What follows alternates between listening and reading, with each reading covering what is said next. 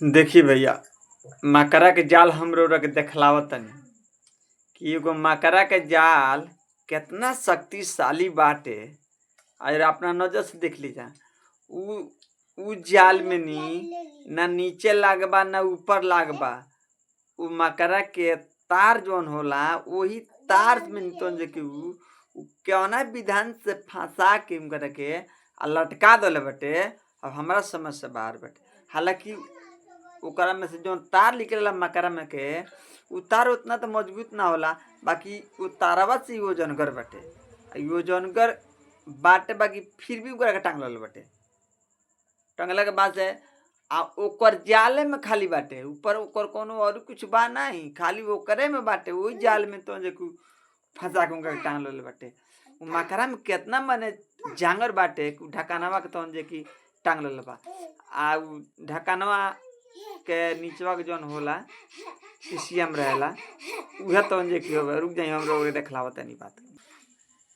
देखी भैया ये अजीब सा एगो तौन जे कि भगवान के बनावटी हमें मकरा।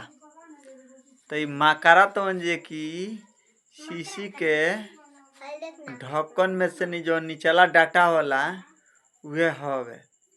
आ देखी इनकरा में केतना शक्ति बाटे, काबू बाटे, ताकि ई तौन जे कि अपना मतलब कि जवन जाल बिनल वही जाल में नी केतना बढ़िया से धो के टांग दिल मैं। देख ली लगे ले चलतनी। आ ई हकीकत बात बाटे, ई दूरा नइखे करा में। देखिए उनकर जाल जौन बिनल मकरा वही में टंगाइल बने।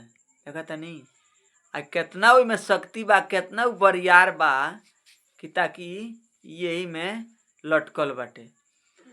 हालांकि एगो मकरा के जान केतना होला, माने औकात केतना होला, वो औकात के हिसाब से देखी। आ एकर वजन मिला ली पहले केतना एकर वजन बाटे।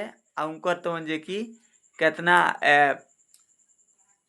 शक्तिशाली उनकर तौन जे कि तार बाटे।